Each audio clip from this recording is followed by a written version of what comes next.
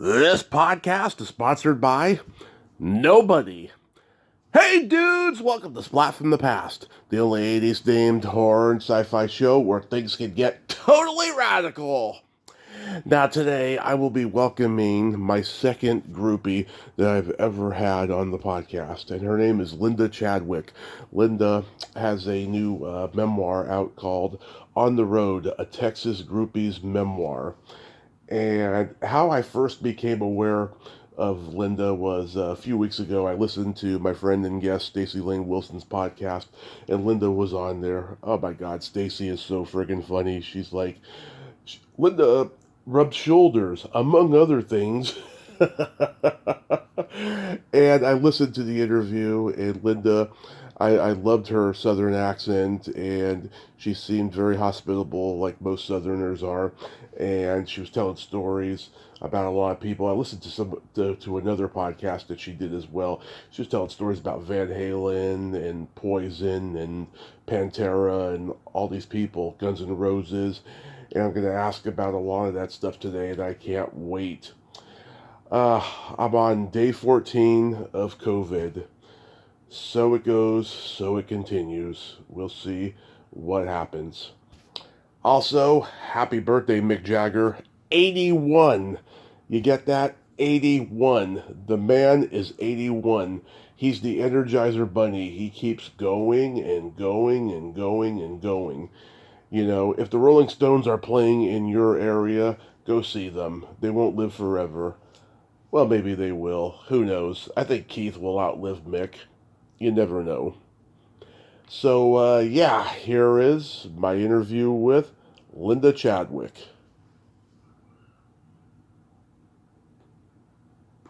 Hey, Linda, welcome to the show. How are you today?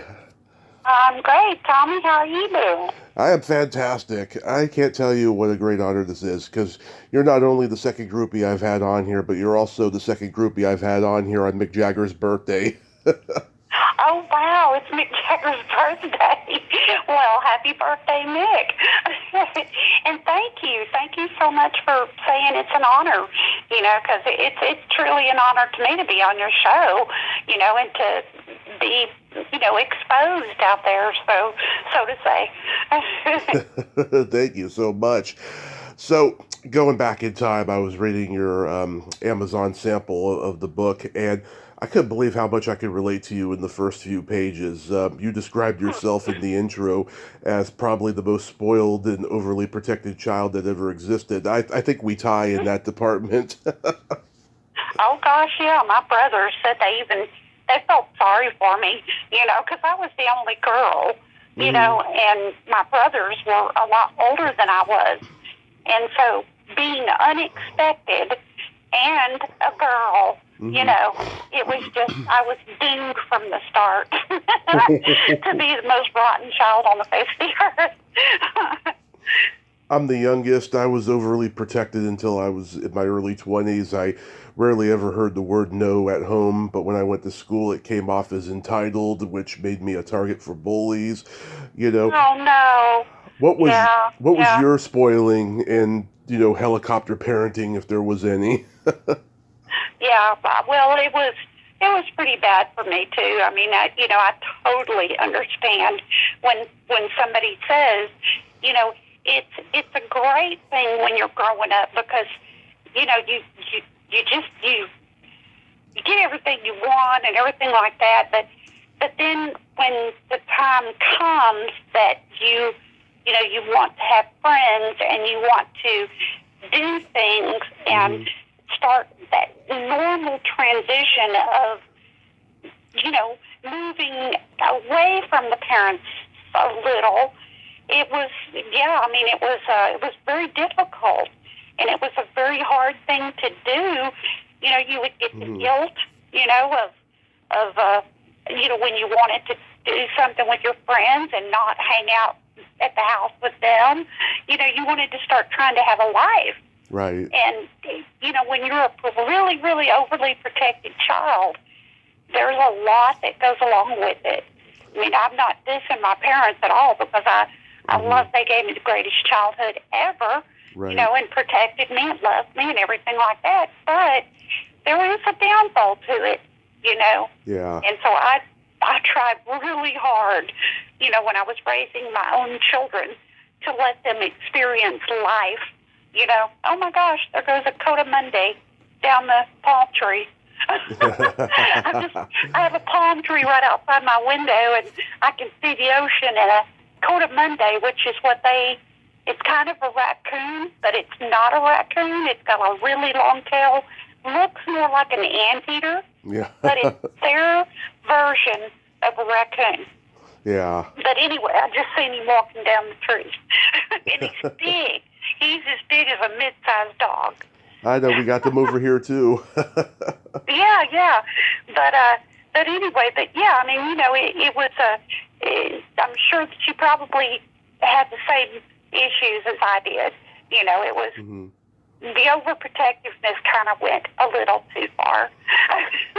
Yeah, and I believe that if you're overprotected as a child, you're going to grow up and you're going to have a rebellious period where, you know, you're going to be doing things that you were told not to do. It certainly happened in my case. I was a bouncer at a bar for 7 years, and I spent a lot of nights, you know, in the company of women and men and just, you know, having a good time.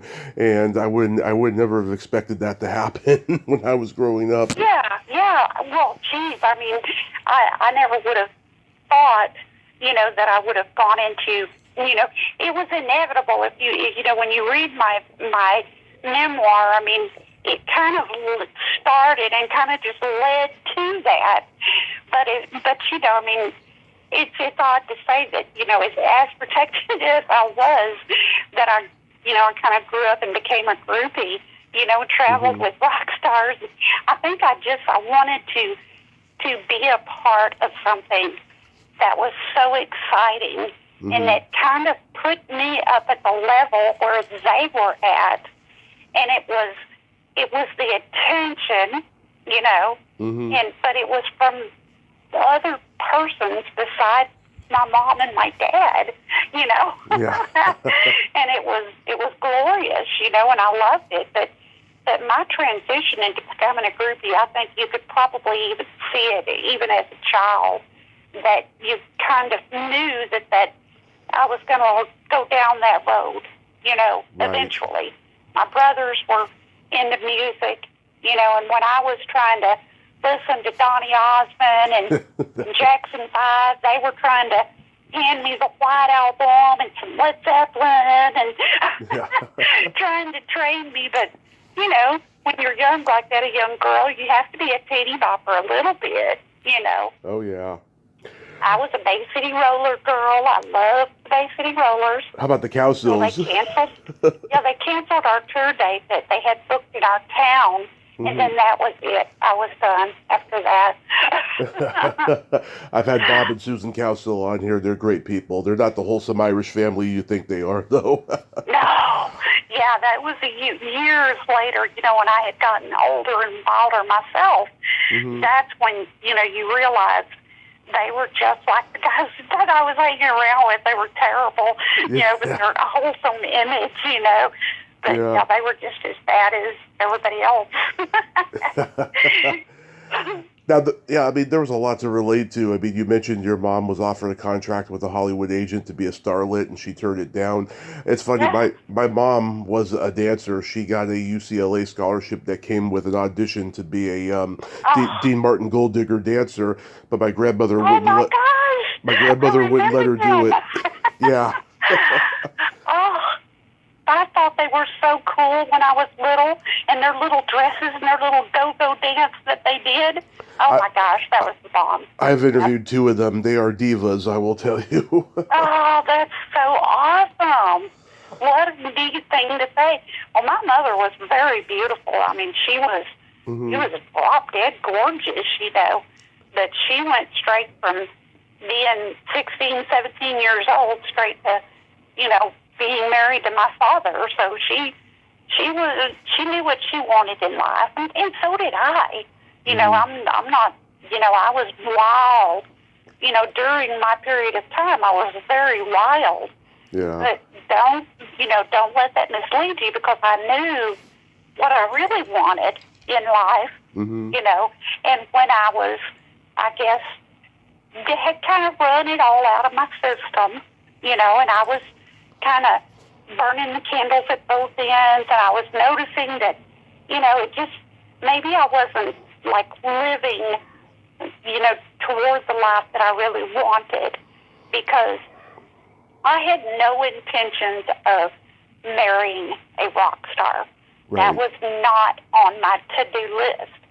I mean, it is for most girls and groupies and that sort of thing, but I was there. I know what they do out on the road, and being a part of that, the backstage world and experiencing that, I didn't want a husband that was away from me and that I knew that's what they were going to be doing. Yeah. Because very rarely, do you find a man, that can be, monogamous and faithful and everything. But they are out there. I'm not saying they're not, because they are. And but that wasn't what I wanted for my life. I wanted to, when I walked away from, that existence, I just stopped everything. Still friends with a lot of people and everything. I just didn't do the partying and the going and hanging out with them and going on the roads and stuff like that. I just stopped completely and met my husband, and we've been married 30 plus years, two That's grown awesome. adult children, and living in Costa Rica. That's awesome. That's awesome. So, what was the first rock record you heard that made you love rock and roll after all the pop stuff?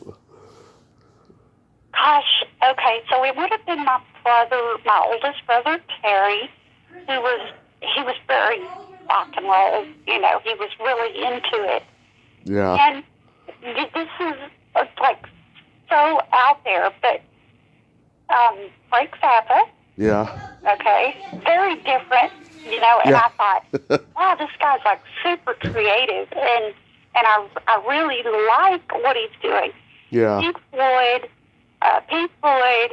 David Bowie, Emerson Lake Palmer, and then of course the Led Zeppelin and the Beatles. I mean, those were like the first two albums that they gave me, and I had one of those little portable record player, that you used to play your little tiny 45s on, and it was a box, and you'd open the lid, the 7-inch and your singles, speaker was right beside where the record was. And I'm sitting there trying to listen to, Led Zeppelin and the Beatles on that little tiny thing, Yeah. And, it was just, the specific ones that my brother would, pass down an album or something and, would want me to listen to. Right. And when I was lucky, he would take me out into his room, and he had like this huge stereo system, that it was so loud, the hair on your head was shaking, and I thought that was just the coolest thing in the world, was to get to go into his room and listen to the music on his radio, which was, I don't know, that ignited something. It was it was making parts of your body vibrate. That was pretty great. Yeah. So your first rock concert was Aerosmith. I saw them in 2002. What was that like when you saw them? Well, actually, let me correct you. My very first concert was Jackson 5 and Wild Cherry. They were my first concert. That's more poppy, though. Yeah, that's definitely more poppy. But yes, Aerosmith was my first real cool concert, and that was it. I was doomed after that. I mean, they made us a part of the show. They, Joe Perry would come down and like held his guitar down for us to play. Steven kept coming over and like hanging his scarves all over us, and I remember a guy in the audience said, "Do you know these guys? Are y'all groupies?" And I thought, okay. But the cool thing was we were 13 at the time, my cousin and I, and my mother had taken us to the concert, and she had started talking to a security guard. Not anybody that worked with the band or whatever, but he was just security for the arena. And he liked my mom, and he said, okay, as soon as the show's over, he said, I'll let you and your girls, walk back toward the backstage. Yeah. He said, now, I can't do anything if they stop you and they make you leave, but he said, they probably won't, since you're like a mom and also. Yeah. Sure enough, they let us go backstage. We got to meet Tom first, Tom Hamilton, Mm-hmm. and he was so funny and just so nice. And then we met Joe and Alyssa, and then we went back to meet Stephen. We were waiting for Stephen, and we thought he had already gone. We were upset, but then somebody told us he was coming out this back door to see him right there. And we did, and when he came out, he grabbed me first and gave me like this huge kiss on the lips. Mm-hmm. I was 13. That was my first kiss. Yeah. And then he did the same thing to my cousin. Wow. And he went over to the limo, and he turned around, and he said, y'all want to come? and I'm sitting there thinking, kind of look back at my mom, and my mom's like giving me the eye. And so I said, no, we better not, and so he grinned, we got in the car, and the limo started pulling up. This is the most hilarious part. Mm-hmm. Pulls up, and he has the limo driver stop right beside my mother. Now, she's a matronly lady. She was very classy, and dressed nice, and the window rolled down, and I'm just sitting there freaking out. Oh, God, he's going to ask my mom, Yeah. And he stuck his head out, and he asked her, he said, George, he said, you want to go back to the hotel with me? And my mother, she goes, oh, my gosh. She said, you are the most ugliest thing I have ever laid eyes on. And my cousin and I are screaming, no, you're not. And he just, he laughed so hard. Yeah. And he reached over and gave her a big kiss on the cheek, and then he took off. But that was the funniest thing that, the greatest moment of our life. We loved the band, Mm-hmm. and every living, breathing day writing fantasy stories, about them. And then to have that happen at 13 years old, you can pretty much understand that it was pretty much written in a book then, Yeah. what was going to happen. I'd had that taste, and that was it. I was drawn in and hooked. Yeah, Line and sinker, so they say. Yeah. That's amazing. Oh my God. So yeah, let's get into more band stories. I love Alice Cooper. I own every album. I know all the lyrics to his songs. My first real concert was Alice in 2000. What was your experience with him? Well, Alice was very elusive. I was thrilled to get to go to the show. I mean, I didn't, at the time, it was when he was kind of in this period where he was kind of re-jump his career again, and start touring. It was in the 80s. Was that the Kane Roberts era? Do what now? The Kane Roberts and Winger in his band era? Yes. Absolutely. All good-looking boys. He had decked the band out, boy. You had to have the good-looking hair boys, Yeah. And, but the show that I got to go to, we were just so thrilled to get to be there. And at the time, we didn't realize that MTV was there, and they were doing an MTV special about groupies, and we didn't know this. Mm-hmm. So we were just happy to be at the concert. So we're standing in, out in the arena where our seats are, and we're just thrilled to death, because we're here. I'm fixing to see Alice Cooper. Oh my God! and we weren't expecting anything. And the manager walks up, of Alice Cooper walks up, and he's got 2 passes.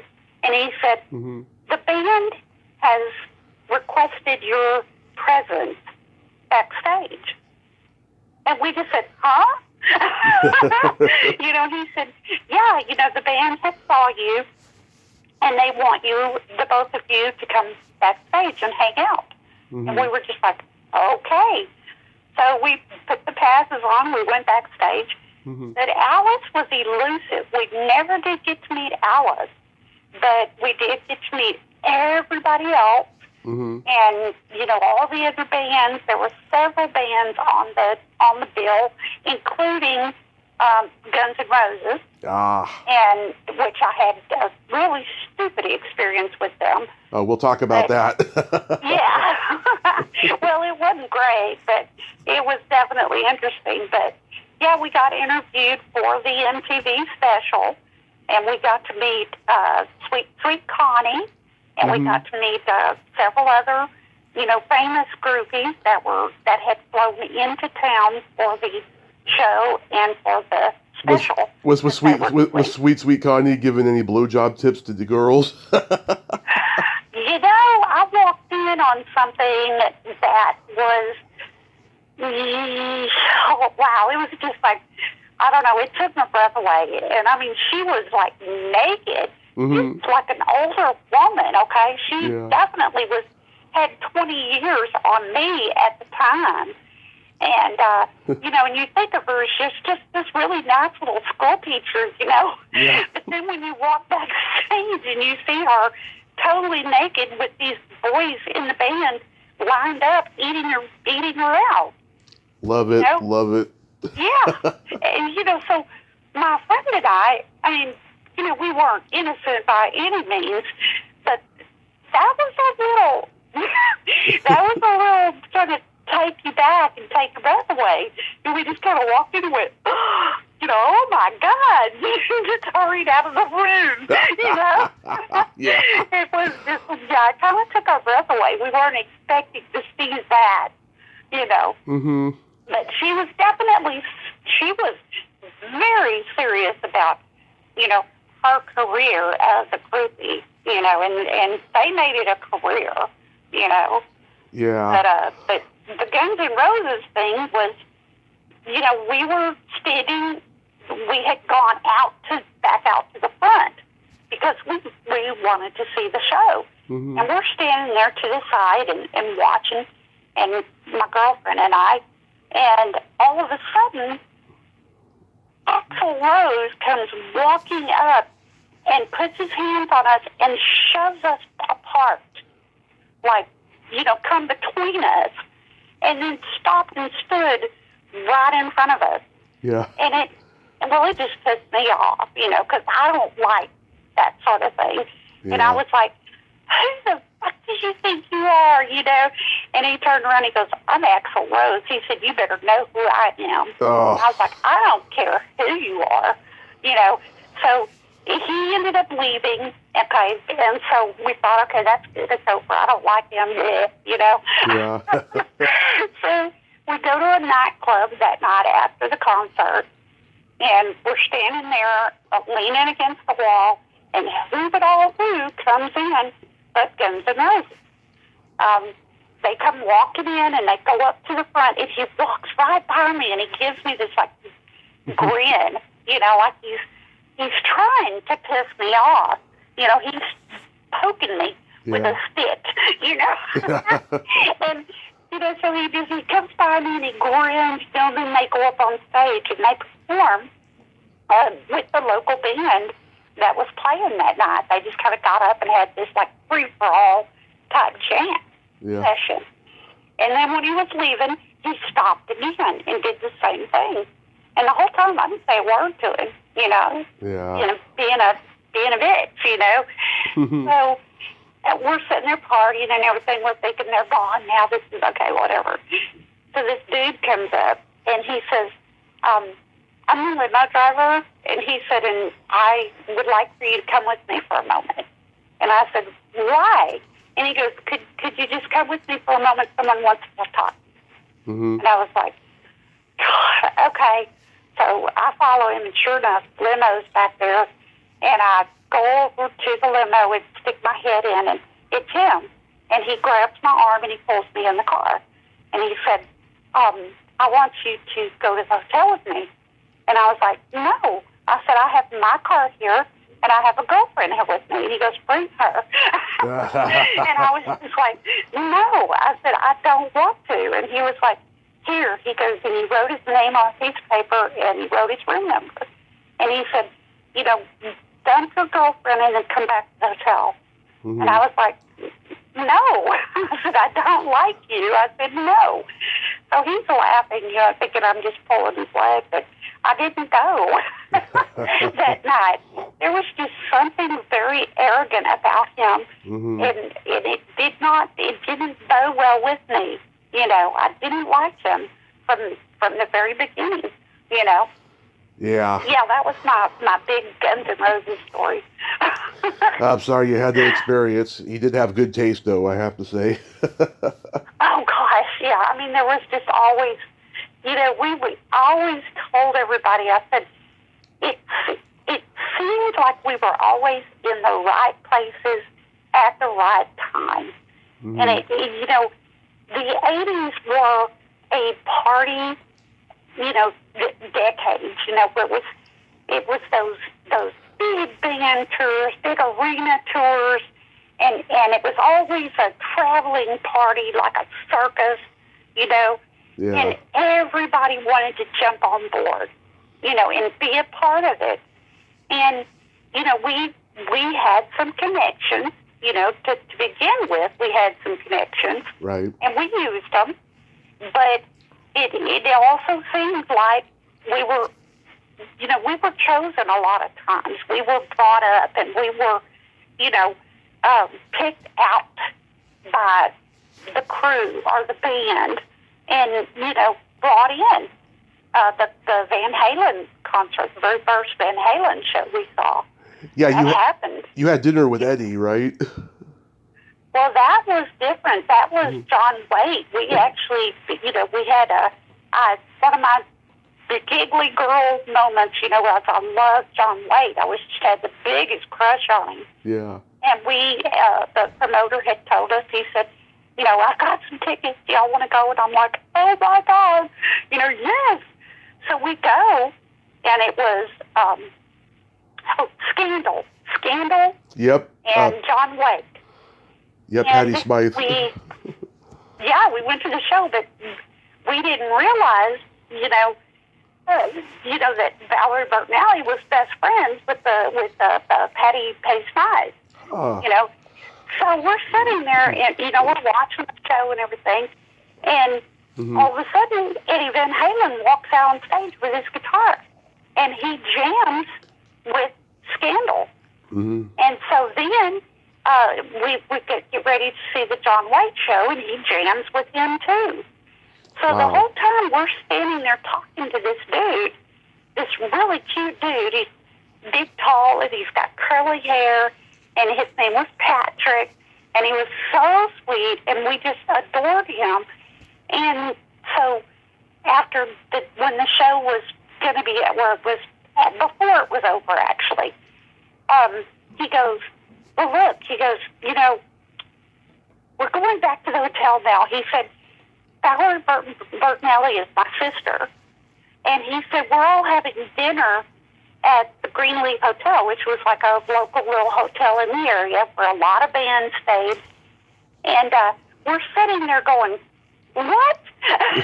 You were talking to you this whole time, and you're like Valerie Bertinelli's brother, okay? And the whole family's in town. Their dad and mother were in town also. So we were invited to have dinner with the family. We go up to the bar. Well, that was the incident with John Waite happened, down in the lobby, which I had it was my stupid fangirl moment, my only one I ever had. And it was the stupidest thing that I could have ever done. My girlfriend made fun of me. But once that was over, we went upstairs, And we literally had dinner with Valerie Bertinelli, Eddie, Patrick, and Valerie's parents. Wow. And one of the things that I thought was so funny was that they cussed. They cursed in front of them, like all of the bad words. I mean, and at that time I was kind of, had not become a very verbal person, and like I was polite, and respectful. And they were parents, and I was just like blown away that they were cussing. And I told them, I said, I can't believe you're cussing in front of your mom and dad. And the parents started cussing, and I'm sitting there going, oh my God, mind blown. I said, if I did that in front of my parents, my head would still be spinning. And they thought that was hilarious, That's in my family too. We all swear in front of each other. I gotta say though, my grandmother on my dad's side, she was an Irish woman from Kentucky. She never swore in front of me, but my dad said, oh, when he was growing up, she invented new curse words. See, that's amazing. And I've heard the same stories like about my dad, like when he was with all of his buddies and everything like that he would cuss. Yeah. But I never heard my parents ever in my lifetime say a bad word, ever. I mean, ever. So that just kind of blows me away, but we were very respectful. We were taught to be very respectful. Mrs. Bertinelli, Mr. Bertinelli, and they were just like, no, don't call us that, call us this. And I don't even remember what their names were, but because I think I still called them Mr. and Mrs. Bertinelli. Yeah. But anyway, we had dinner with the Bertinelli family and Eddie Van Halen. So it was just one of those right places at the right time. Who would have thought the guy we were talking to at the concert just happened to have been, being at that concert at that specific time. Just because the promoter friend of ours had extra passes and tickets and said, y'all want to go? See, because back in the 80s, there was just this thing for especially promoters to make sure that the backstage was decorated nicely, So there were allotted so many passes to give to hot-looking chicks, because it decorated the backstage. So, we caught on to that. We found that out, and we befriended, like, probably the biggest promoter in Dallas-Fort Worth at the time. Mm-hmm. And we become very good friends with him.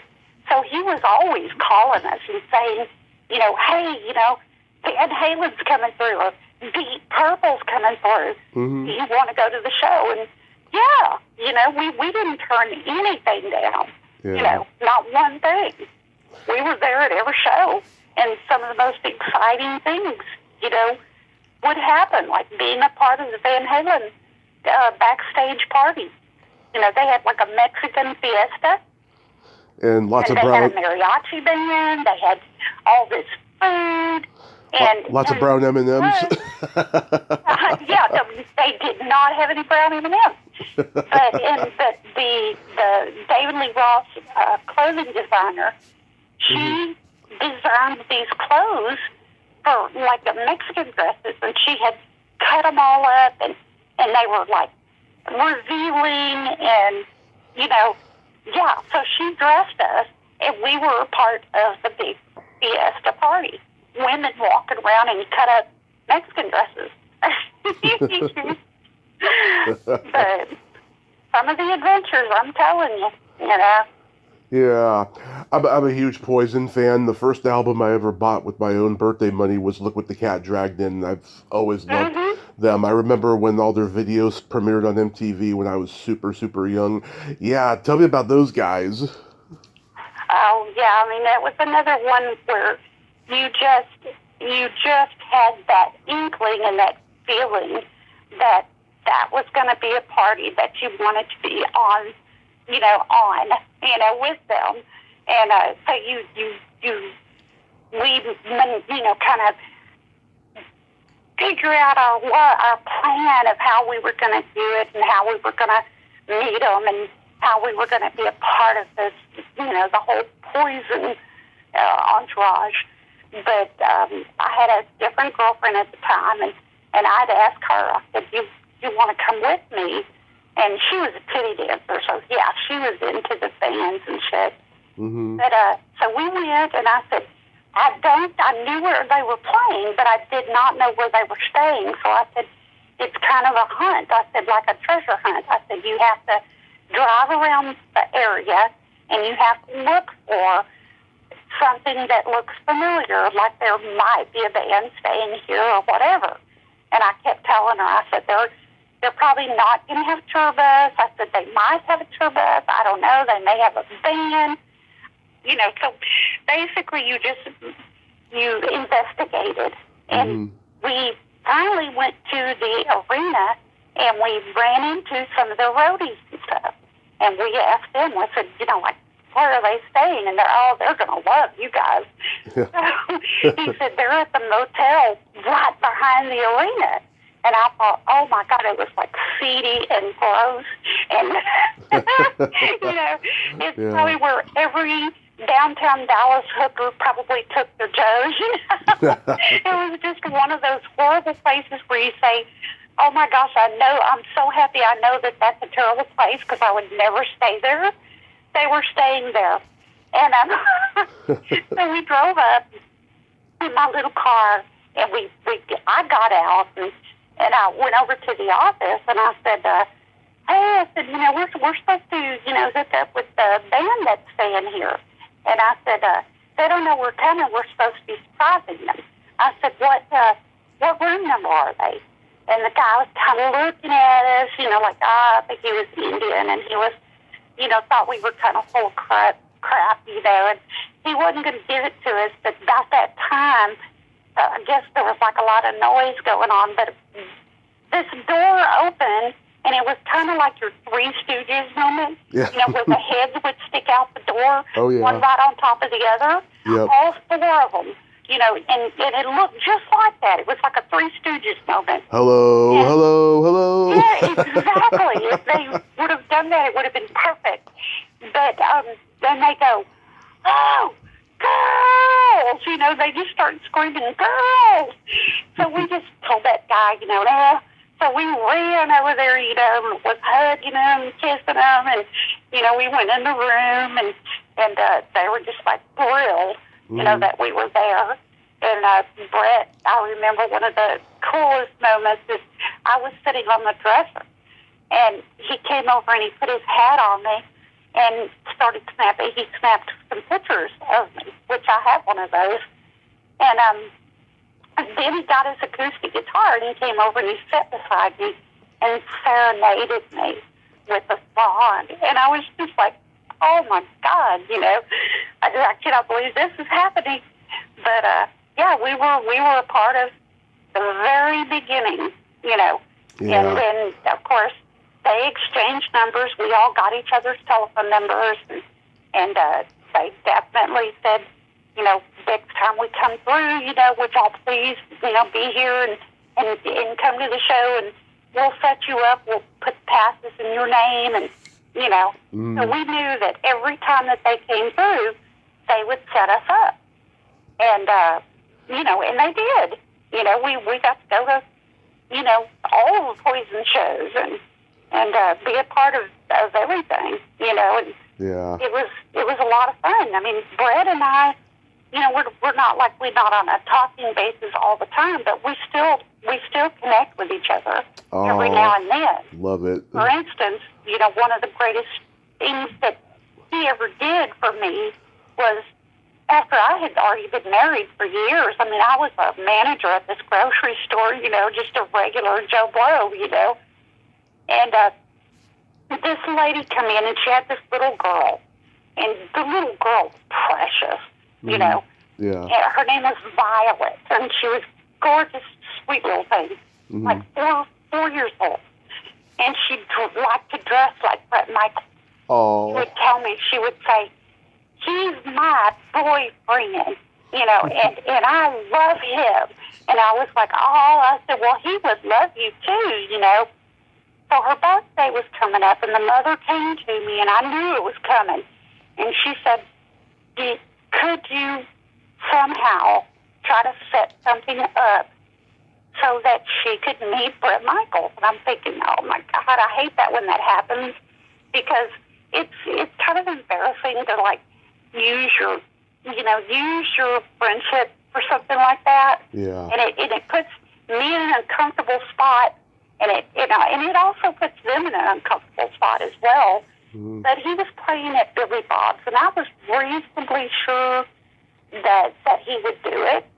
So I called his manager instead, because I'm really good friends with him too. Mm-hmm. And I told him, I said, just tell Brett it's me, and tell him, it's just this little girl that I know that they don't have much. They're not rich people. They're never going to have much. I said that she is in love with him and wants to meet him so bad. I said, would you please ask him if you'd do this for me? So, and needless to say, yes, he did. His manager called me back and set up all the details and everything. And the little girl and her daddy, who's like a Harley Davidson biker dude. He's like 6'8", and he's got beard, and total Harley'd out, and carrying his little 4-year-old baby, to see Brett Michaels. But yeah, so he did. He spent time with her. He took pictures with her. Mm-hmm. He gave her a guitar strap that had his name on it, and just was the sweetest thing ever. And the manager called me back, and she said, because me and Brett kind of, quit like seeing each other, because something real personal happened. He kind of slept with a really good friend of mine, Mm-hmm. when it was supposed to be me, and he did it behind my back, and it wasn't very cool. So I quit talking to him, and I quit seeing him. And so the manager calls, and he goes, Brett wants to know if you're still mad at him now after he did that. And I was like, no, tell him he's off the hook. I'm not mad at him anymore. So it was funny. But he did. And that little girl, she's like, I don't know, 16 or 17 now. Yeah. And she still posts those pictures on her page of her when she was like 4. Oh, Yeah. Yeah, it's pretty great. I was curious, did you ever encounter Ronnie James Dio? Oh, it was like just a dream come true. Mm-hmm. An absolute, fascinating, the most wonderful, sweetest man. Yeah, I was talking. I've ever met in my life. I was talking to Mark Ferrari from Kiel the other day, and yeah, we were talking about him. It's amazing how that guy of that level of rock fame stayed humble, didn't touch drugs or alcohol. It's so rare, Well, let me put it this way.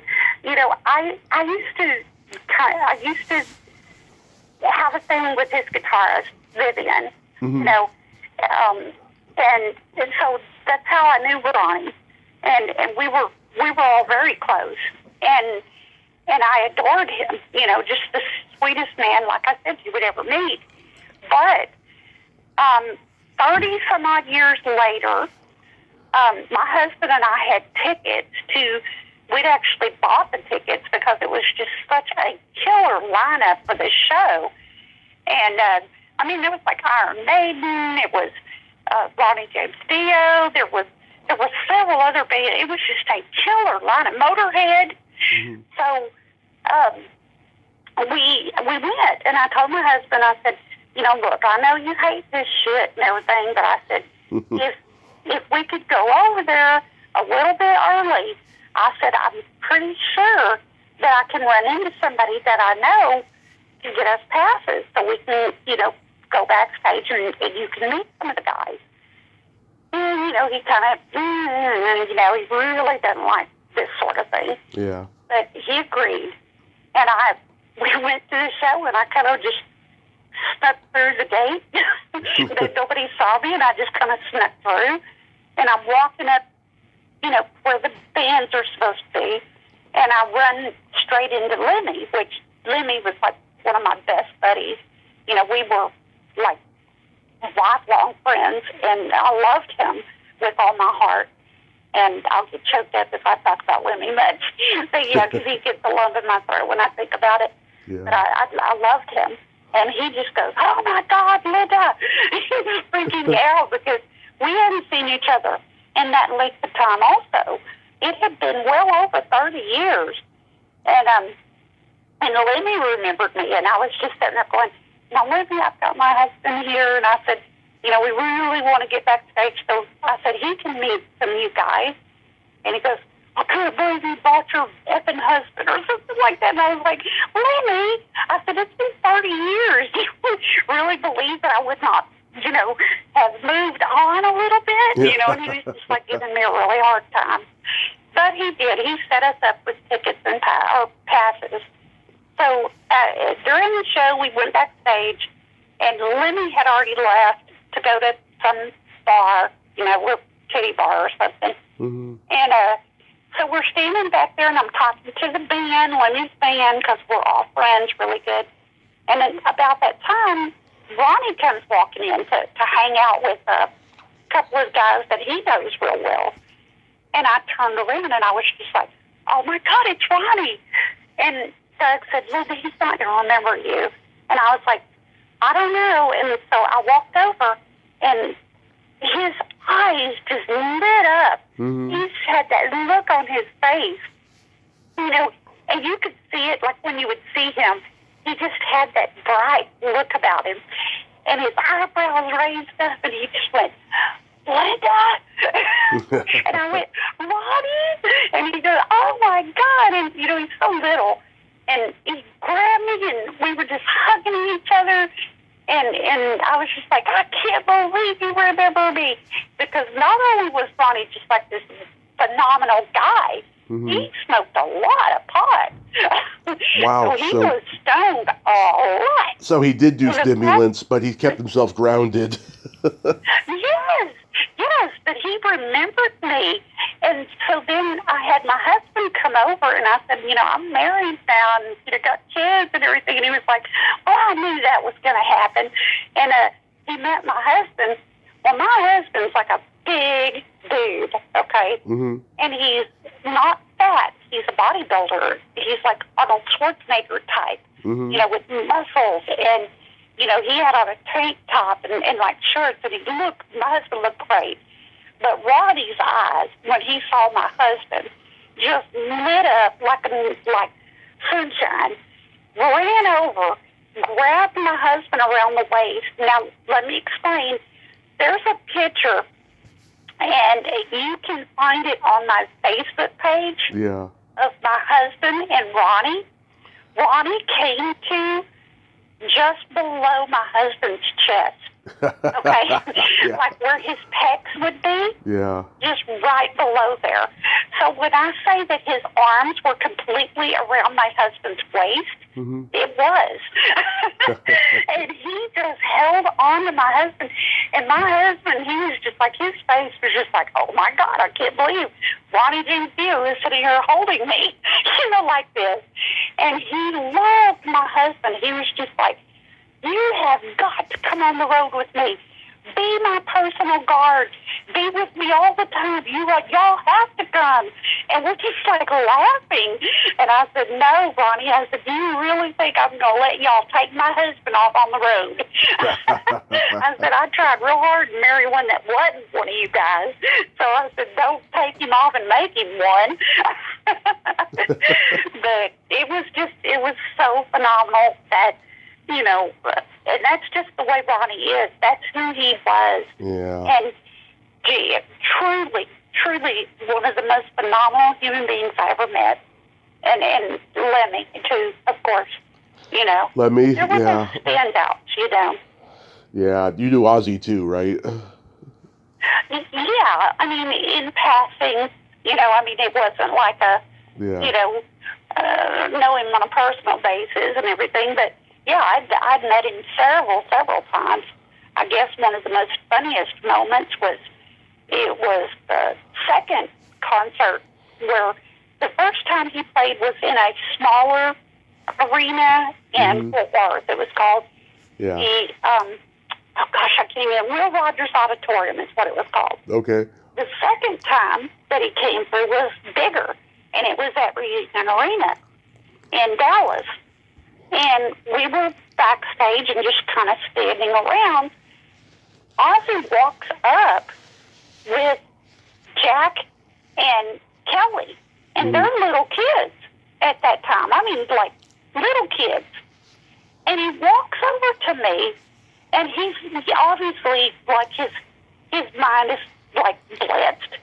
And he looks at me and he says, "Shad's coming in just a minute." He said, "Would you stand here with them for 1 minute until Sharon gets here?" And I'm sitting there going, "I find it quirky. You know, what are you doing? Leaving your children with me?" You know? And my girlfriend and I were just standing there. And I take their hand and I said, "Okay." You know, and he bundles off, you know, to do whatever. Yeah. And in a few minutes, Sharon comes walking up and she, like, is freaking out. And I'm holding their hands, you know, and they're having fun with me, of course, because I'm a great person with kids. Mm-hmm. And she was just like, "I can't believe you did that. I can't believe you did that." And I said, "I was never going to hurt your children. I was not going to let them wander at all." I said, "I was holding them right here because he said you were right behind him." And she was like, "No, darling, no, it's not your fault. It's not your fault. Thank you, thank you, thank you." And off she went with her kids, dragging them, you know, behind her. But I just thought, oh my God, Ozzy left his children with me. You know? Yeah. Who does that? You know? I know. I know. Oh God. So what made you want to write this book so late in life, and is it self-published? No, it's not. Well, I guess it kind of is, but I have a publisher that wanted me to do it and everything, but it was one of those where I paid for it. You know, you pay to get it published and stuff, but Right. the publisher handles everything and does, like, a lot of the promotions. I actually hired a promotion agency out in California, you know, to help with the promotions. Of course, it hasn't done a whole lot of good. The book has not taken off like I thought it would. It really hasn't. But maybe I told my husband, I said, maybe it's just not the right time. I said, but it still might. You know, it still might take off. Yeah. But, I mean, let's face it, I'm no Pamela DeBarge. Okay. Yeah. She's the one I was talking about that I've interviewed. Yeah, I've interviewed her. She's great. She's wonderful. It is her life. You know, it's her career, you know, to be, you know, Pamela DeBarge, the groupie. And that's great. But you have to understand, like I said, I didn't want that. I enjoyed the time that I had doing what we did. But as I said, I wanted a normal life. And boy, I mean, I'm telling you, in the length of time that we partied, we partied hard. I mean, this was the 80s. Right. Okay. And then, you know, with the 80s, it moved into the heavy metal, you know, and so I had the 80s, and then it moved right into the heavy metal, which was even harder partying than what the 80s was. Excess, yeah. But there just came that point where I just didn't think I had it in me anymore. I felt tired. You know, it was definitely, you know, you would try to have a job, you would try to work, and then you partied and you toured and you did everything. It's not an easy thing to do. And it was definitely wearing on my soul and my well-being. And I knew, I called my brothers and I said, you know, hey, look, I said, you know, I've gotten pretty deep into a lot of stuff, you know, the drugs and alcohol and all the you know, the bands and stuff like that. And I said, I think that I really want to come home. And they were like, okay. And I mean, it took them probably 45 minutes before 2 pickup trucks showed up at the apartment and loaded my crap up and took me home. So when I got home, it was, don't let mom and dad know that you've been on drugs, okay? Which they're very naive. I think that they believed I was a virgin when I married my husband, which, no, that was not true. But that's just an idea of how naive that my parents were. So I weaned myself off of drugs right under the nose of my parents without them ever knowing. And that was hard. But, yeah, and then, what the original question that you had, why did I write? Mm-hmm. Okay, so my husband had decided, that, he didn't just decide. We had discussed it, moving to Costa Rica. Moving to another country, it's really a big deal. Trust me. You think, it's not big. They just throw some stuff in a suitcase and off you go, Mm-hmm. No, that's a big deal. And we had, 55 years of life, in this house. Mm-hmm. And memories and all of this stuff, stuff. And you're thinking, how do I do this? Do you just walk away from it and you just, let it go or what? First thing I did is that I went through my rock and roll box, which is like basically a Rubbermaid Tupperware container, really big. Mm. And it was full of everything. I would do backstage, every backstage pass, every picture, right. Every notations that I made, every story I ever wrote. It had things I would take from backstage, like the set list. They'd have a set list of what times the band had to be there for the sound checks, when they went on stage. It was like very technical. I'd always rip those off the wall and take one. I had flyers from local bands that had made it big, like Pantera, who I was very close with growing up, Yeah. But I had just this huge box full of all this stuff, and I'm thinking, I'm not taking that to Costa Rica. What am I going to do with this? And I said, okay. And Amber, my daughter, she's like, I'll take it. And I went, and I sit down and I thought about that for a minute. And this was my reasoning. I'd had like a little daydream vision of it. I could see my daughter having a child. Okay, and if I'm gone by this time, because I don't know when she's going to have a kid, if she ever will. But in my brain, I could see this grandchild going and looking through this box and going, wow, Grandma, oh my gosh. And I can see my daughter saying, yeah, your grandma was a slut. Okay? So then I see that grandchild having a child and it being my great-great-grandchild. So you get the gist. It's like my entire lineage is going to be looking at this stuff thinking, Grandma was a slut, Yeah. So I thought, that's it. I'm selling all this crap. So I put everything that I had, all the Pantera stuff, which you would not believe. I had like a guitar pick of Dimebag Darrell went for like $1,200. Wow. Okay, one pick. And in pictures like that nobody ever would have. I actually had a guy that bid on the whole thing, and I ended up selling pretty much everything Pantera to him, But yeah, so I did that. And then I thought to myself, I said, these memories are great, and I talked it over with my husband, and I said, I can do this in a way and write this book, I said, to where it's not real smutty, because my husband, it's a big deal to him.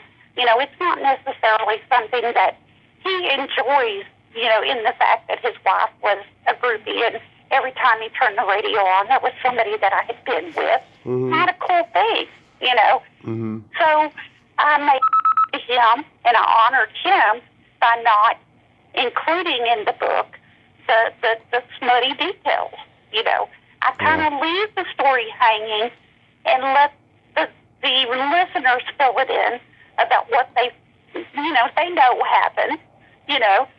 But so my husband agreed, and he said, okay, if you can do that and not put the details in there, he said it might be a really good thing to do. And I said, okay. So I sat down and I put up a storyboard, and I was really good about taking notes and journals and everything like that, and it was easy to piece everything back together, the timeline, and how I wanted to write the book.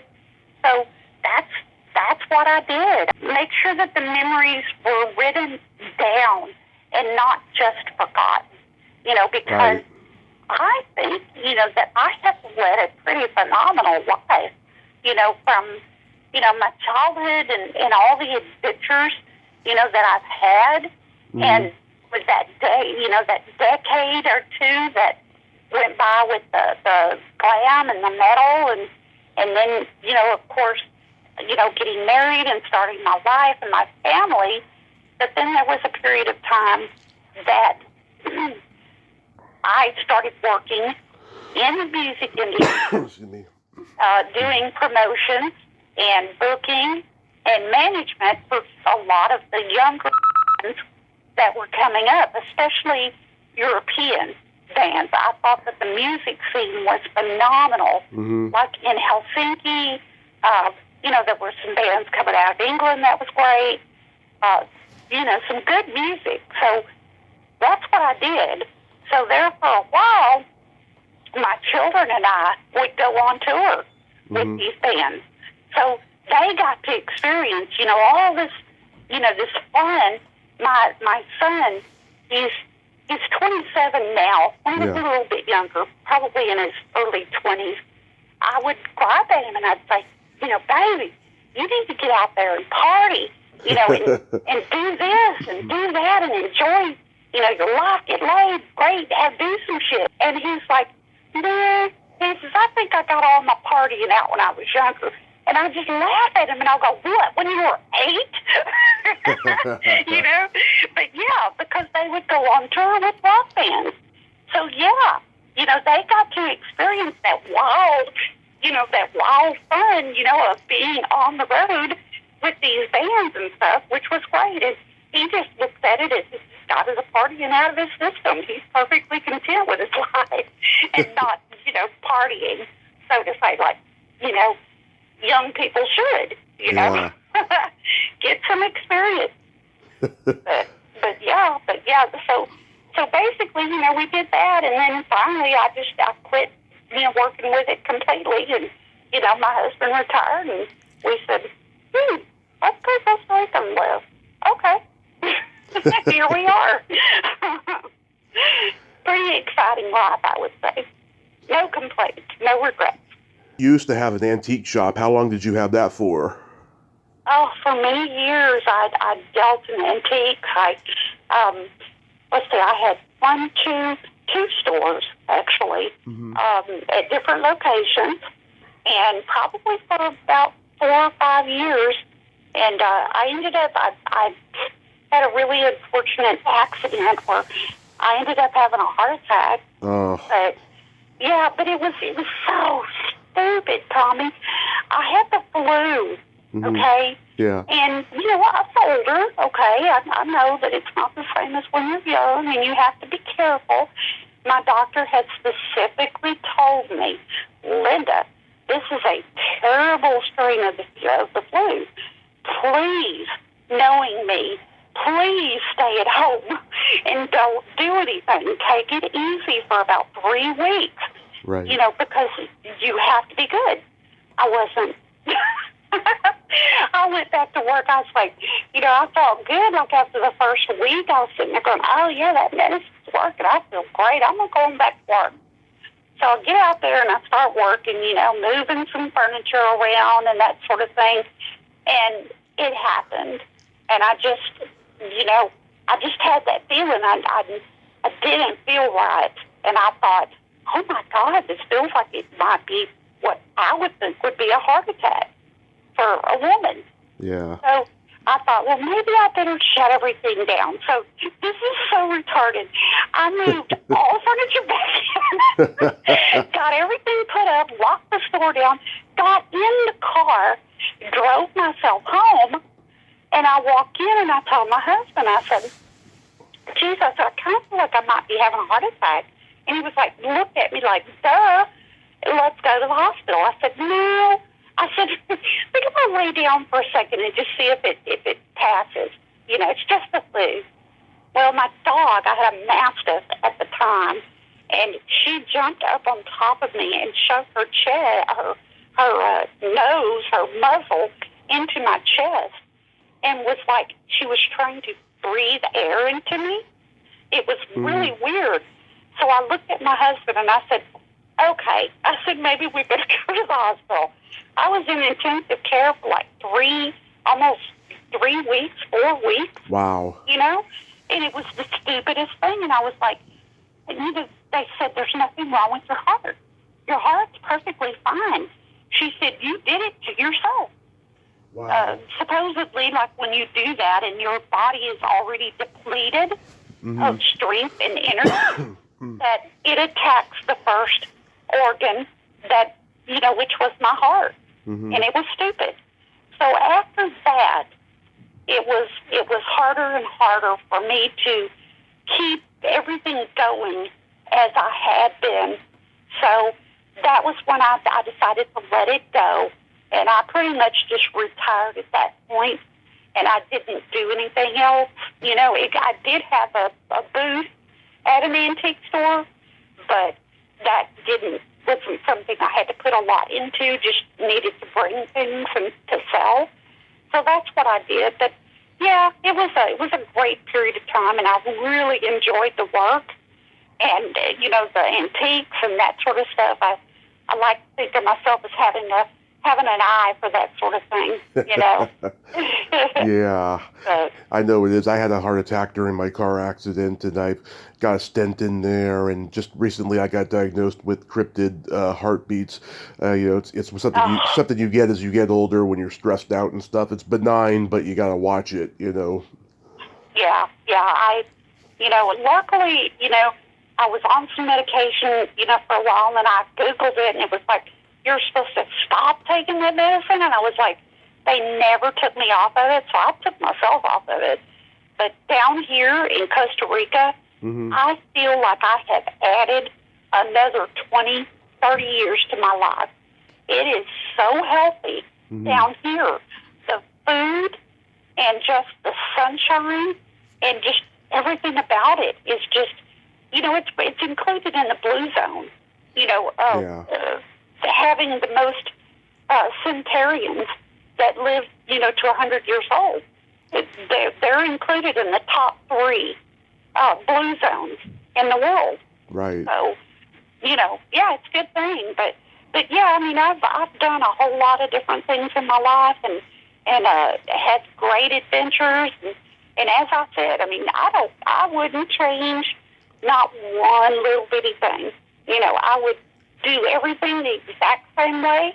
You know, I just don't have any regrets at all. I have had a great life, you know. Yeah, that's fantastic. That really is. I was curious, what's your favorite movie of all time? Oh, God, that's hard. That is like one of the hardest things.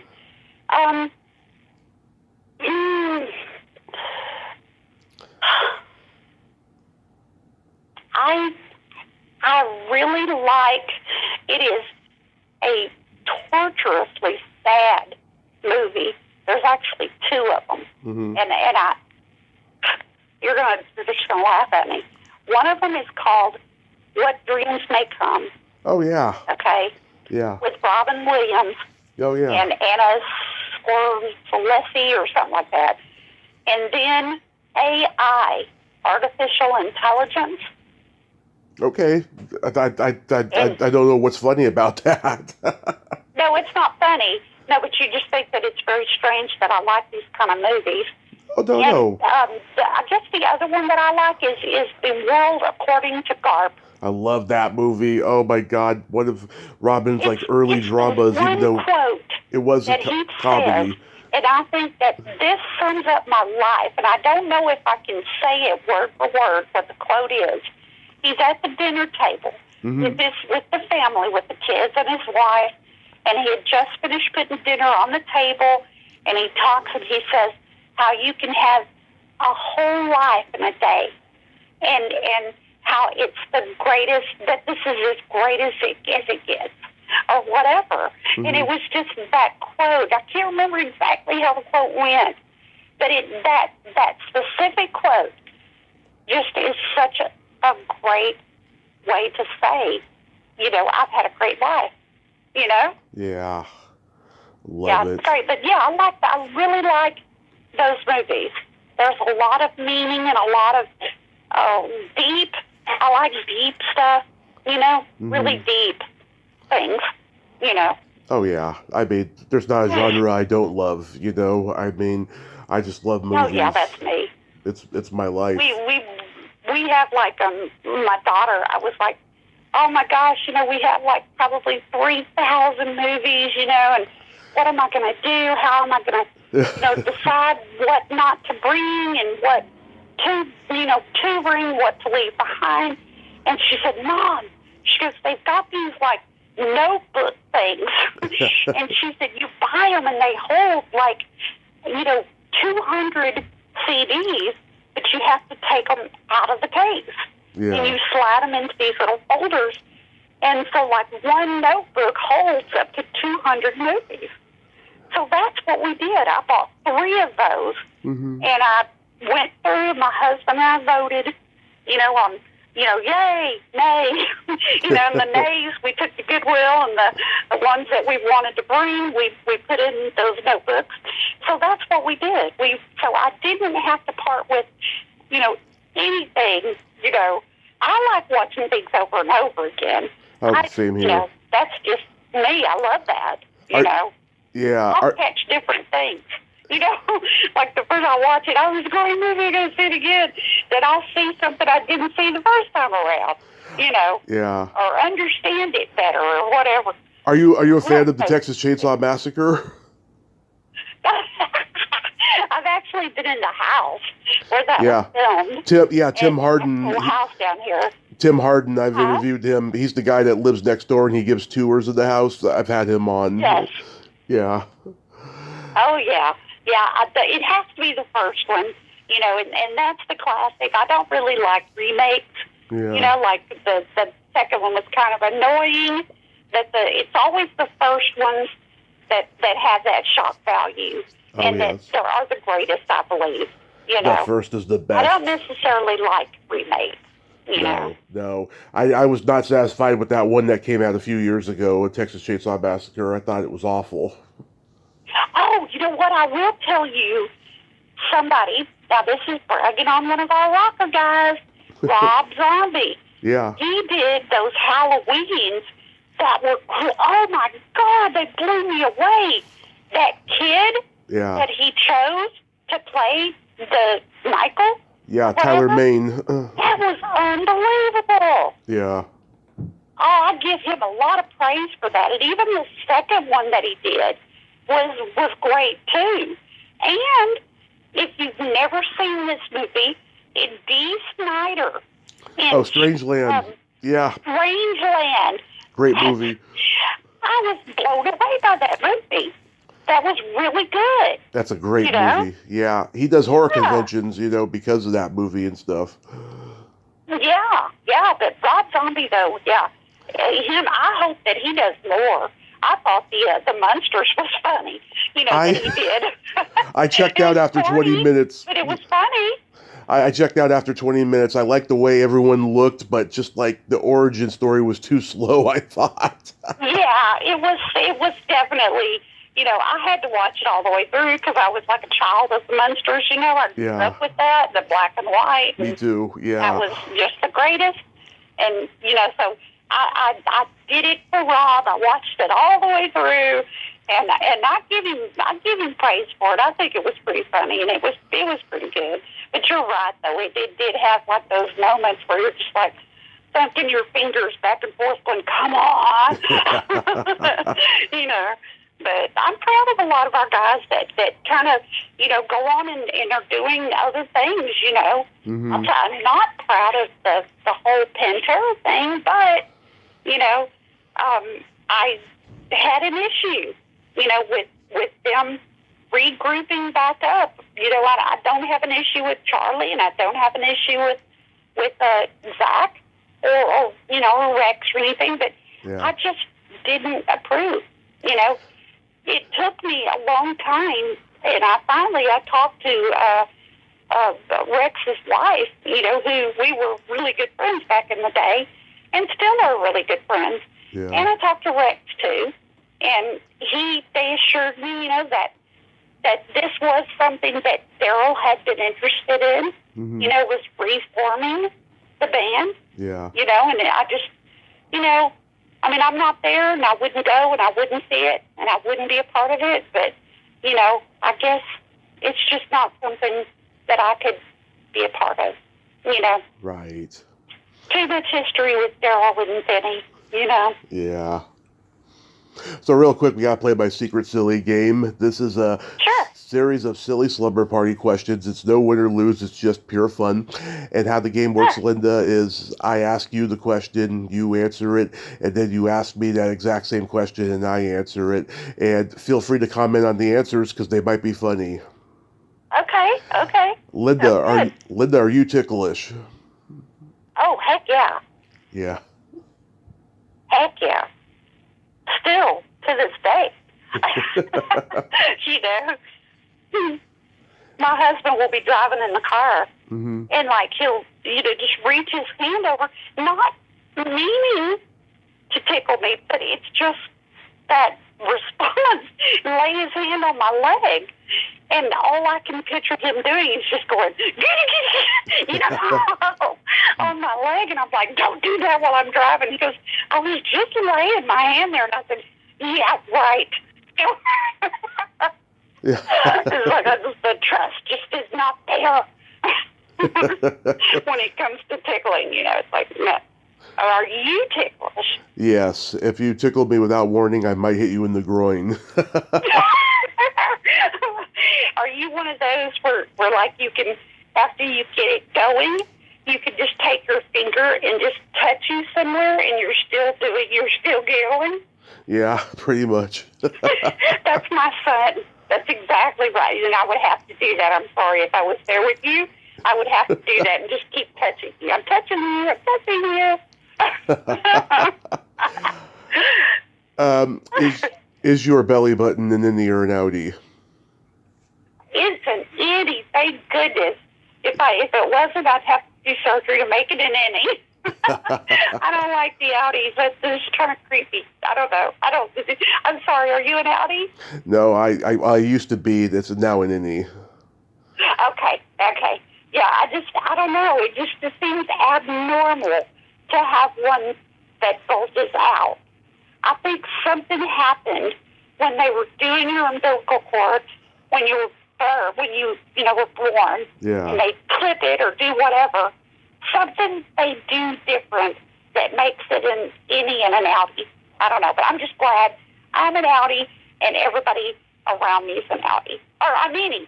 Sorry. Yeah. Take it back, an innie. What color are your toenails painted?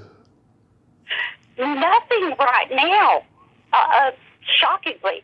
But when you live at the ocean Mm-hmm. and you go to the ocean a lot, toenail polish doesn't stay on. Yeah. So I wait.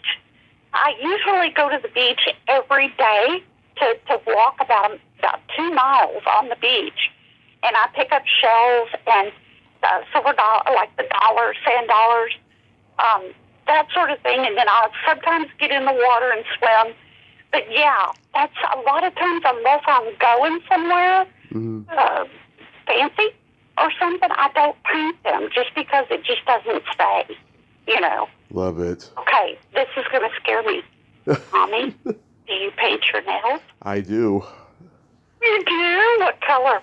Right now, they are just clear coated. I like to go elaborate generally, but right now I'm just lazy. Well, you got to do like black. Like my Oh, daughter will do. my mom hates You know. black on my toenails. She really does. It's all in fun, It's all in Yeah. fun. And I agree, it doesn't look that good on my particular toenails. My husband, I have very small feet, Mm-hmm. and my toes look like fingers. I mean, they're not long, but they all look exactly the same. And my I get it. fingers look the same. They're like, I don't know, it's just weird. But he teases me, and he'll send short people to me. Yeah. He goes like, you always got them tiny little hands and stinky little feet. But yeah, he makes fun of me because of my feet being very small. Yeah, mine are huge. I mean, my shoe size always went with my age, and it stopped at 16, so I have a 16 size feet. Holy cow, Tommy! Yeah. I feel like it's like a 5.5 to a 6. Yeah. I don't even think my husband's feet, but he wears like a 12.5 to like a 13. Are you like a basketball player or something? I played football and I wrestled in high school, but no, I was Okay. never good at basketball. But I gotta say, thank God for the internet because it got really hard finding shoes for me after a Now while. they do, but can you imagine? I mean, back, before the internet and stuff, if you had big feet, you had to have that crap made. Yeah. Now you can just go down to Ross because Ross has huge shoes. They do now, but when I was a kid, they didn't have any. Well, I mean, I used to be a manager at Ross, Mm-hmm. and they've got like from like 20 to Yeah. 22. Yeah, there's some huge shoes down there. Yeah. Yeah. Woo. What would you say is your best personality trait?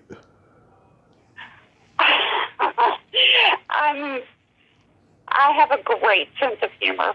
You do. And I cut up, and I like to have fun, and I like to laugh, and I talk a lot. Mm-hmm. Yeah. So yeah, that's me. Yeah. My daughter, she's not like me, and like she'll say she doesn't like going places with me because I know everybody. She said we can be in the most obscure place, and somebody will say, "Oh my God, it's Linda," and they'll, and she said, and nobody gives a shit whether I'm with you or not. She said they never say anything to me, and I'm just like, I can't help it. When we were working with the bands and stuff, and my kids and I, we were touring with some of the bands, Mm-hmm. and one day we're in New York City, okay, Yep. standing on the sidewalk in New York City, and all of a sudden I hear this voice calling out saying, "Mom!" like that, because a lot of those boys, they called me Mom, Yeah. because I was old enough to be their mother, of course. And I kind of tilted my head a little, and Amber went, "No way." She said, "No way." And sure enough, I looked up, and it was a band that I worked for, one of the bands, and it was the guitarist, and he was running down the sidewalk towards me, screaming, "Mom." So yeah, even in New York City, people will know me. Yeah, I'm not a stranger to anybody. And you sound like you're probably just like me. Yeah. I'm a Gemini, so like I have empathy and I also have no filter. Oh, that's killer. That's my daughter. Yeah. She's an empath, actually. Yeah. And she doesn't have filter either. She says exactly what she wants to say and doesn't think before she says it. So, Yes. that's pretty cool. If you could have anything named after you, what would it be? Ooh, good question. Thank you. A song. I'm surprised no one wrote a song about you. I've had a couple written, but not like, Not published. Linda, you know. But no, I mean, yeah, I've had a couple, but I would like a song written about me, like "Sweet Sweet Connie" or something like that. Yeah, love it. Yeah, for me, I'd like a vibrator named after me. Is it going to be like a Tommy the Big Black Dong? You know? No, it would be called the Tommy Chatsy. There you go. There you go. That's funny. I didn't even think about that. That would be pretty funny. Yeah, Coming from being a groupie and everything. Yeah, that would be interesting. it would come with one of those clit suckers, and it would be called the Tommy Constrictor. That's awesome. You could actually probably sell that crap. Someone told me that she got some custom made vibrators with her name engraved on them. I'm like, I should look into Oh those. yeah. They do. They've got that molding stuff that you can order that stuff and make, like molds of yourself and all. A lot of like the porn stars do that. Oh yeah. Tell them. Oh, what's her name? Yeah. Who just passed? Cynthia Plastercaster. She made those penises into rock stars. Now you talk about a niche, man. She found a niche and she ran with it, and it was fun. Oh my God, it was great. that was truly genius. It was. It was. I tried to get her on here when I first started, and she wasn't ready at that time. And then the week that I was going to reach out to her, she passed, unfortunately. To try again, I hate it. Yeah. Sweet Connie, she's passed already. She passed, and a lot of our older ones are. Well, bless her heart, Pamela. I don't think she's ever going to let go.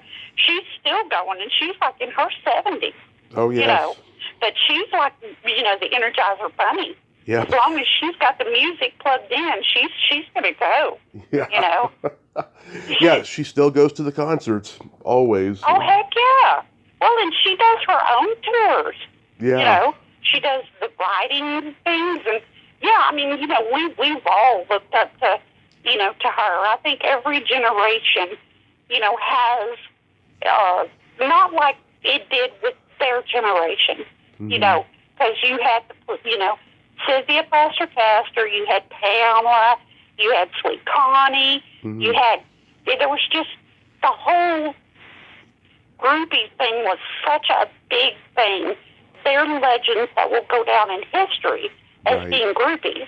Once it moved into the late 70s, 80s, 90s, there wasn't a lot of spotlight on specific groupies. Right. It was more of a spotlight on if you were an adult film star dating a band member or a dancer or one of the girls out in California that were plastics, I call them, Yeah.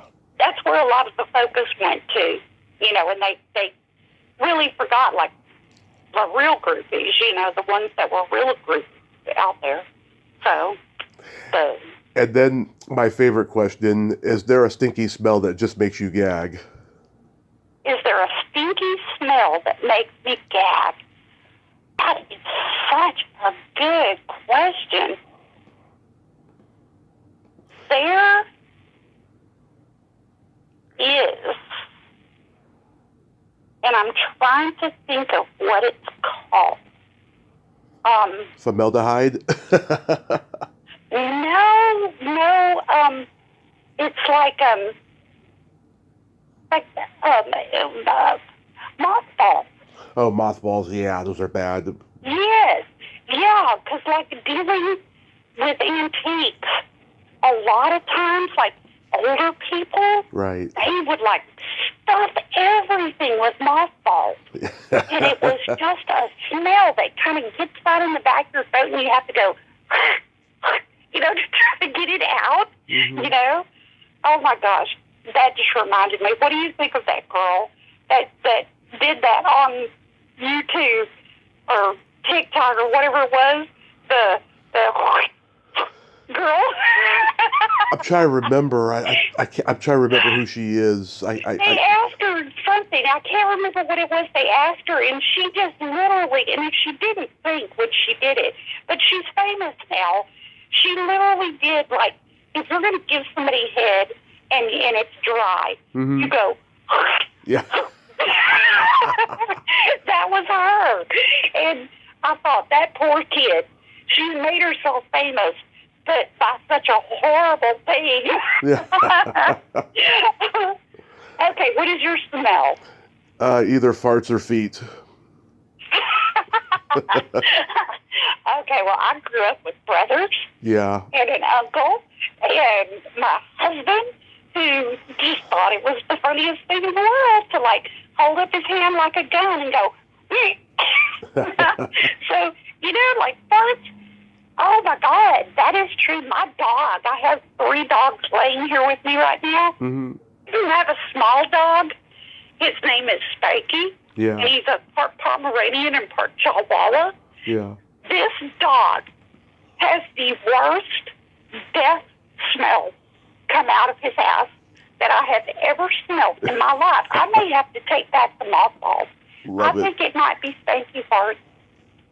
Yeah, I take that back, because here at night, I don't know what the deal is. He thinks that he has to lay with his butt aimed at me. So at night, when he goes to sleep, I will push him like away from the seat, so I don't have to, like, smell them right at me. Yeah. But yeah, it's pretty bad. Oh my God, Yeah. that's the worst. Yeah, but I'm just been around that so much, it just doesn't bother me at all. I have a couple jokes for you. Sure. Okay.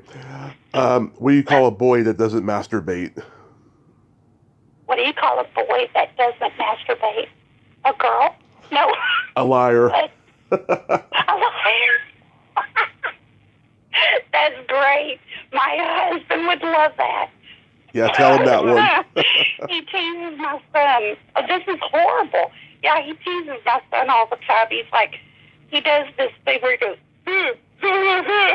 I can't do it like my husband, and my son is like, I don't do that. And Doug was stupid going, Zachary. And Anyway. what kind of meat does a priest eat on Friday? Oh, no. Oh, God. I'm afraid. What? None. It's a pun. That's terrible. It's a nun pun. Oh, yes. Okay, I've got a terrible one for you. Okay.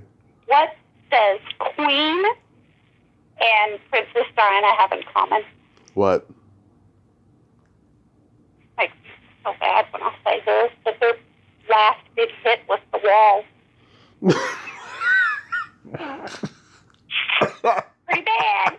Pretty bad. That is so bad. Now, don't you feel guilty hearing that? Yeah. God. Oh, man. Yeah. My son, he's my jokester. And, man, he can come up with some that, he calls me every once in a while and say, Bob, are you busy? And I'll say, no, I got a joke, Oh, yeah. So, yeah, I love jokes. Yeah, I'm always sending jokes to people and everything. Yes. Well, Tommy, if you ever come down this way toward Costa Rica for vacation, you have to hit me up. I will. Because we will definitely go out and have a beer. And, I don't even drink anymore. I don't drink either. But I definitely will. We would just, tear it up. We would probably spend all night long talking. We would. Yes, absolutely. Yeah. Well, I thank you for coming on today, and I'm glad that Stacy did that wonderful interview with you first. That's how that's how you hit my radar. I was like, oh my God, she sounds awesome. I got to reach out to her. Yes, I love her to death. I told her, I said, I think she's my other daughter because she reads as much as me and as much as my own daughter. Yeah. So I always tell her that, that she's pretty awesome. And her and Carla Harvey, do you know who she is? No. She's Charlie Benante's girlfriend, but she also has a band. And oh my God, what is the name of their band? She has a heavy metal band. Look it up. Her name's Carla Harvey. Okay. Carly Benante's girlfriend. I'll look her up. It's a heavy metal band with these two chicks. And Carla, on top of being a heavy metal lead singer and a really good one, she is a mortician as well. Nice. And she does all kinds of things like that. Well, my daughter, she's a biologist, and she wants to work with dead people. That's what she's trying to do right now, because she doesn't like alive people. She'd rather work with dead people. So,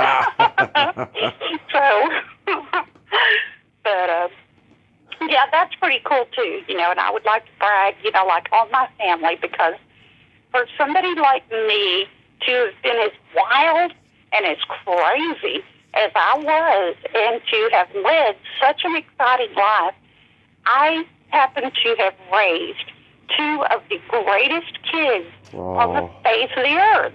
One of them is a biologist. One of them is a criminal analyst. And they're both, graduated with honors. They've traveled the world. They're just these brilliant kids. And it's so funny because my husband was wild too in his youth. Mm-hmm. And him and I will look at each other and go, how did we do that? Yeah. How did that happen? But I'm so lucky, Tommy, to have had the life that I have. And, if it's over tomorrow, I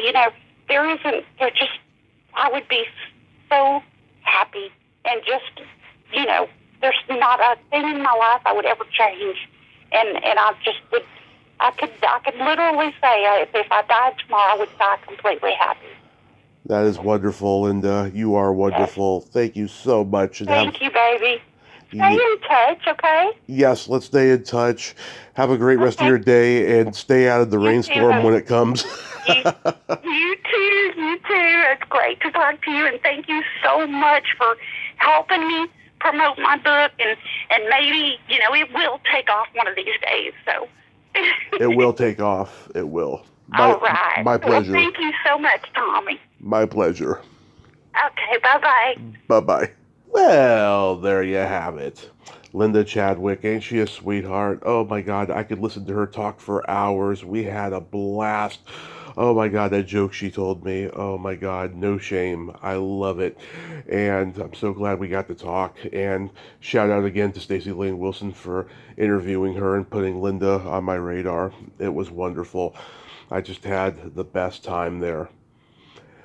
Go on Amazon.com and buy On the Road, a Texas Groupie's memoir. I'm definitely going to buy it myself. Well, until next time, this is Tommy Throwback Kovac saying there's no shame in living in the past because the present sucks. Later, dudes!